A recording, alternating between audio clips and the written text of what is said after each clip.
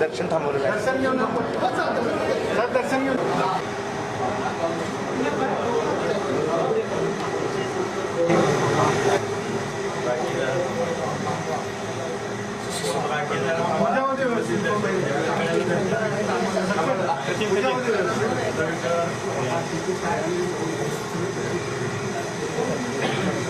दिल्लीजी तुम्ही अलीकडे सर गाडी का तुम्ही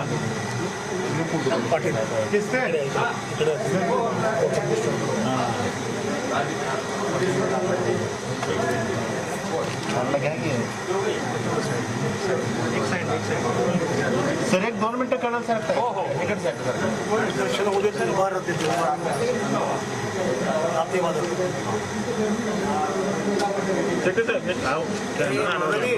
रवी दर्शन झाले की साहेबांना उभा करतो. 2 मिनिटं थांबा.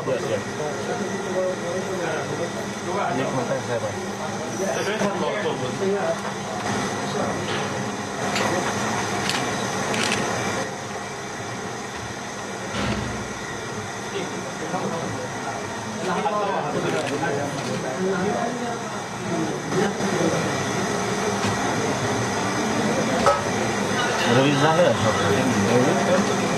जुडीनं पडा पायावर जमत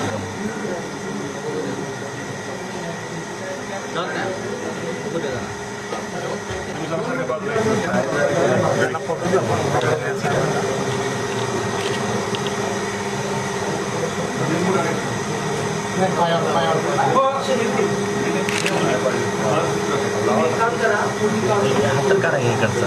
रवी मला काय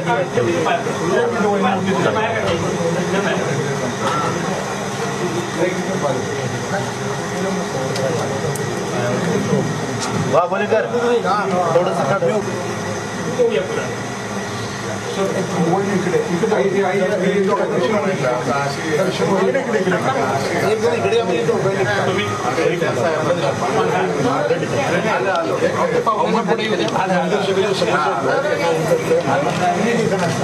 पिटे साहेब जरा तुम्ही माझं सर का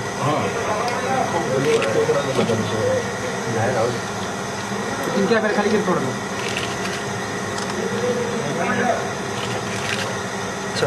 चला सरकार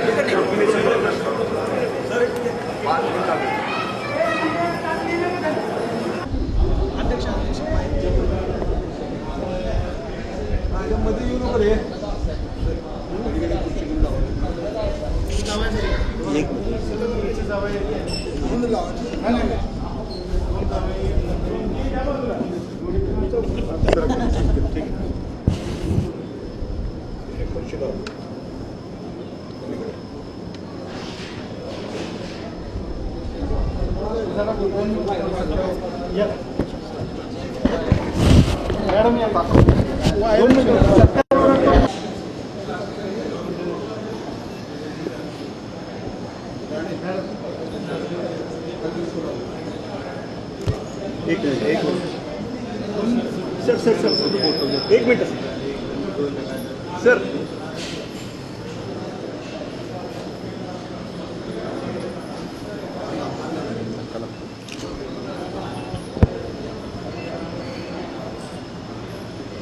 मित्रा जरा थांब ना जा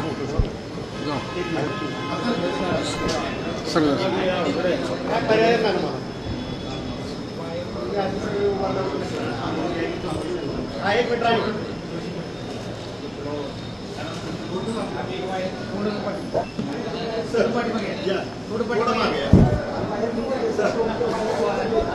एक मिनिट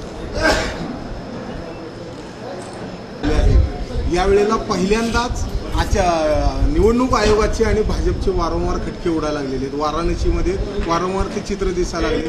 निवडणूक आयोगाकडनं एकतर्फी काम झालंय असा आरोप जो होतोय, काय त्यात तथ्य? मुळामध्ये देशातल्या जवळजवळ सर्व निवडणुका शांततेत पार पडल्या, पण वाराणसीमध्ये मात्र तिथे सत्ता समाजवादी पार्टीची असल्यामुळं आणि केंद्रात सत्ता काँग्रेसची असल्यामुळं नरेंद्र मोदी तिथे विजयी होणार आहेत आणि हे सहन न झाल्यामुळं तिथल्या अधिकाऱ्यांना हाताशी धरून निश्चितपणाने काही अडथळे निर्माण करण्यात आलेले आहेत आणि भेदभावाची वागणूकसुद्धा तिथल्या अधिकाऱ्यांनी, तिथला DM डिस्ट्रिक्ट मॅजिस्ट्रेट आणि रिटर्निंग ऑफिसरनी ज्या मैदानात नरेंद्र मोदीला सभेला परवानगी दिली नाही त्याच मैदानामध्ये राहुल गांधीला मात्र परवानगी दिली, असा भेदभाव केलेला आहे. केजरीवालला आरती करायला परवानगी दिली, परंतु मोदीला आरती करायला परवानगी दिलेली नाही. सरकारी अधिकारी जरी आमच्यासोबत नसले तरी तिथली जनता मात्र आमच्यासोबत आहेत. निपक्ष आणि निर्भय निवडणुका व्हायला पाहिजे हे निवडणूक आयोगाचं कर्तव्य आहे, पण त्या कर्तव्यामध्ये यावेळेस कसूर झाल्याचं मात्र दिसत आहे. सर, याच्यामध्ये एकंदर सगळं पाहता राहुल गांधी निवडणूक त्या मतदान केंद्रावर भेटी द्यायला गेले होते, हे जे प्रकार तुमच्या ऑब्जेक्शनेबल आहेत ह्याच्याबद्दल तुम्ही कोर्टात जाणार? नाही, ऑलरेडी ऑब्जेक्शनेबल आमची जी गोष्ट होती त्याबद्दल आमच्या उमेदवारांनी तिथं निवडणूक आयोगाकडे तक्रारी केलेल्या आहेत. निवडणूक आयोगाने त्यासंबंधी अजून निर्णय केला नाही, पण ते निर्णय काय करतील ह्याच्यानंतर आम्ही कोर्टात जायचं का नाही. आम्ही सांगितलं ना, मुळात आता आम्ही सरकारमध्ये येणार आहेत, त्यामुळे आम्ही संयमाने वागू. किती जागा आपल्याला अपेक्षित आहे? आम्हाला साधारण BJP आणि NDA मध्ये आम्हाला साधारणतः BJPला 250पेक्षा जास्त जागा निवडून येतील आणि आमचे जे मित्र पक्ष आहेत त्यांच्या किमान 50 जागा निवडून येतील. असं आम्ही 300 जागापर्यंत जाऊ.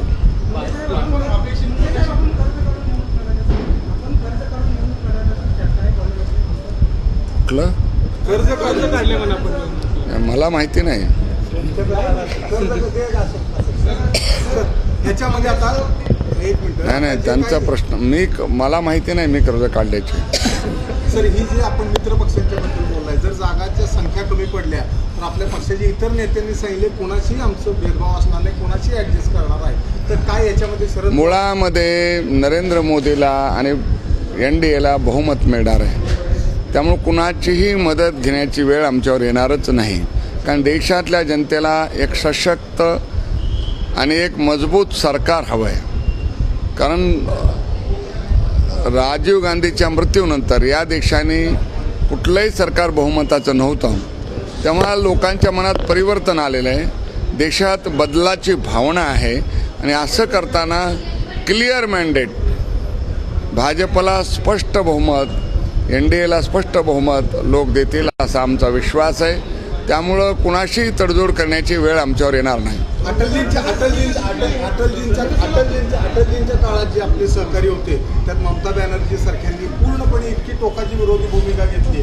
हे नेमकं अटलजींच्या आणि मोदींच्या भूमिकेतला फरक आहे असं वाटतं? असं अटलजीच्या आणि मोदीच्या भूमिकेत काही फरक नाही. कारण अटलजींनी जसं चांगलं सरकार चालवलं तसं गुड गव्हर्नन्स, चांगलं सरकार चालवा असाच वादा मोदींनी केलेला आहे. परंतु मधल्या काळात राजकारणात अनेक घडामोडी घडतात. कारण पश्चिम बंगालमध्ये आम्ही तेव्हा 0 होतो, आता पश्चिम बंगालमध्ये सुद्धा आमच्या 6-7 जागा निवडून येतील आणि पश्चिम बंगालमध्ये भाजप अल्टरनेटिव्ह म्हणून उभा राहतोय, हे ममताना सहन होत नाही. हा झालेला फरक आहे.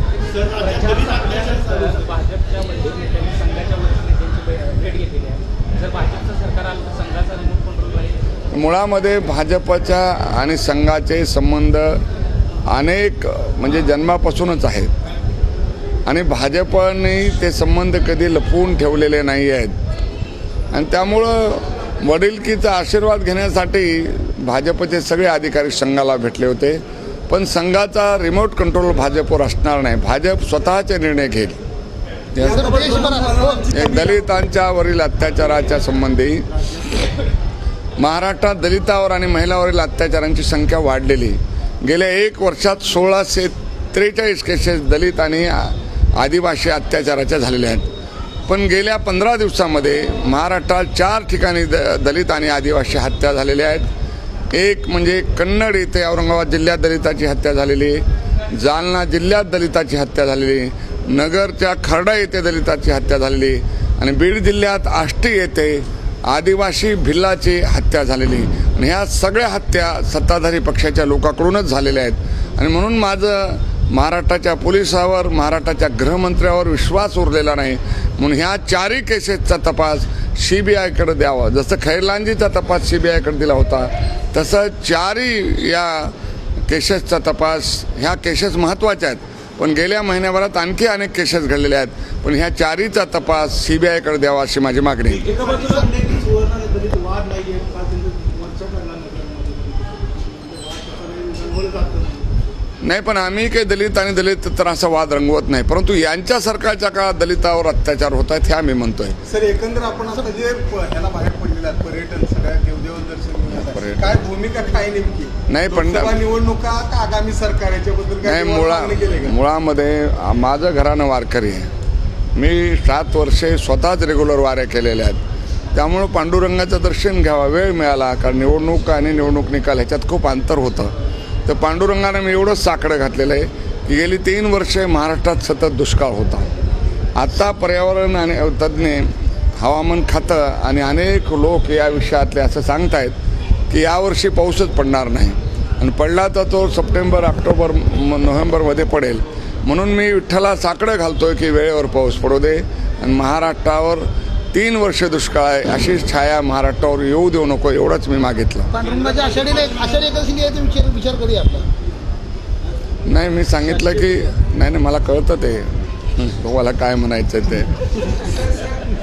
तर मी पांडुरंगाला याविषयी काय पांडुरंगाला मी साकडं घातलेलं नाही. पांडुरंगाने दिलं तरी नाही, पांडुरंगाने दिलं तर काही घेऊ. केंद्रीय कृषी मंत्री राष्ट्रीय अध्यक्ष म्हणाले की राजनाथ सिंग साहेब म्हणतात की तुम्ही केंद्रीय कृषी मंत्री कधी जाणार? नाही, म्हटलं मला वाटतं की केंद्रात कुणाला मंत्री करावं नाही करावं ह्या संपूर्ण प्रधानमंत्र्याचा अधिकार आहे.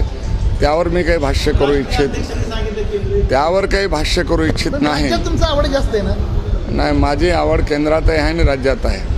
सर, एकंदर या सगळ्या घडामोडी पक्ष सांगेल ते करू. पक्ष ऐका ना जरा, पक्ष सांगेल ते करू. सर, एकीकडे भाजप सगळीकडे वाढतो, भाजपची सगळीकडे संख्या वाढत चालली. अशा प्रसंगी सोलापूर जिल्ह्यामध्ये भाजपची पिछाड होती असं आपल्याला वाटत नाही का 2 दिवसामध्ये? मला वाटत नाही, कारण सोलापूरची जागा निवडून येणार आहे आणि माडासुद्धा निवडून येणार आहे. त्यामुळे सोलापूरने 2 मंत्री दिले ते केंद्राला, एक शरद पवार आणि एक सुशीलकुमार शिंदे. दोघांनीही विकासाचं काम केलेलं नाही, त्याबद्दल जनता नाराज आहे. ह्या दोन्ही जागा महायुतीच्या निवडून येतील. त्यामुळं सोलापूरमध्ये महायुती मागे जाणार नसून पुढे जाणार आहे. शरद पवारांनी हार मान्य केली लोकसभेत? नाही, त्यांनी तर निवडणुकीच्या आधीच मान्य केली आणि पळून गेले, कारण ते माड्यात उभे राहिले नाहीत. हिंमत होती तर त्यांनी माड्यात उभं राहायला पाहिजे होतं. ते राज्यसभेत गेले कारण त्यांना निवडून यायची खात्री नव्हती. सर, एकंदर पवार या लोकसभा निवडणुकीची प्रचार खालवली होती असं आपल्याला वाटतं का? आपल्या बाबतीत असतील किंवा पवारांच्या? नाही, मी माझ्या आणि पवारांच्या बाबतीत खालावली नाही. ती चर्चा आता असे काही पातळी खालावलेली ते आम्ही दोघंही बोललो नाही. सर, या सगळ्या निवडणुकीमध्ये प्रमोद महाजनांची कितपत कमतरता जाणवते? प्रमोद महाजन यांची कमतरता पूर्ण जाणवते. ही पहिली निवडणूक आहे की आम्ही महाजन आणि ठाकरे नव्हते. त्यामुळे ठाकरे आणि महाजन नव्हते, ह्यांची उणीव खूप जाणवली. कारण आम्ही सगळे ज्युनियर आहोत. त्यांचं व्यक्तित्व, त्यांचं नेतृत्व, त्यांचं वक्तृत्व हे अफाट होतं आणि त्यामुळे त्यांची उणीव निश्चितच भाजपला जाणवली. आपल्या बीड लोकसभा मतदारसंघात परममित्र विलासरावांची पण उणीव जाणवली का? नाही, मला विलासरावची उणीव जाणवली, कारण ते काँग्रेसला जाणवली, कारण काँग्रेसला प्रवक्ताच नव्हता. मला जाणवली नाही, कारण मला विलासरावने कधीच लोकसभेला किंवा कुठल्याच निवडणुकीला मदत केलेली नाही. मी आणि ते मित्र होतो, परंतु मी त्यांना मदत किंवा त्यांनी मला मदत केलेली नाही. पण आम्ही जिवलग मित्र होतो हे निर्विवाद. आता बघूया ना 16 तारखेला काय होतं.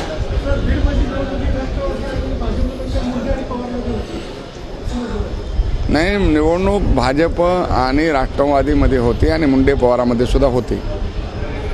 कारण काँग्रेस यावेळेला भाजप बरोबर होती? नाही, काँग्रेस राष्ट्रवादी बरोबरच होती.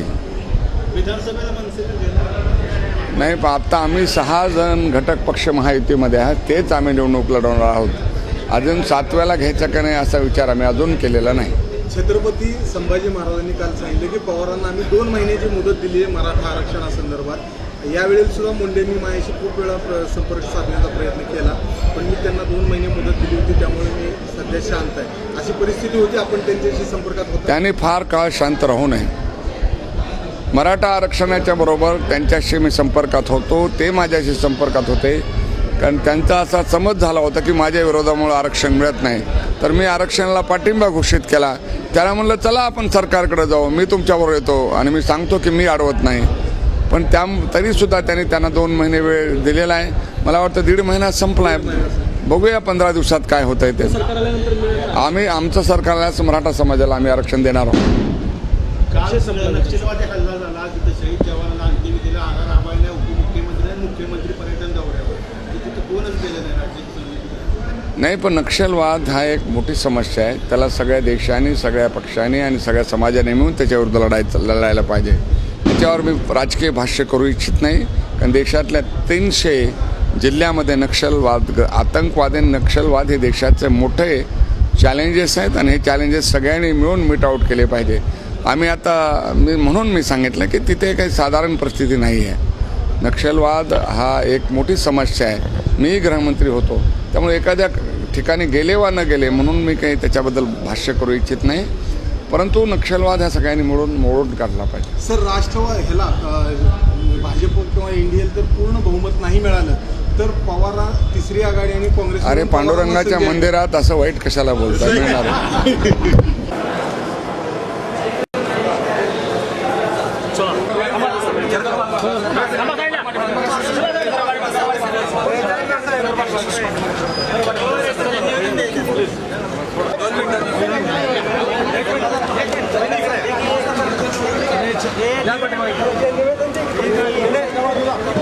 एक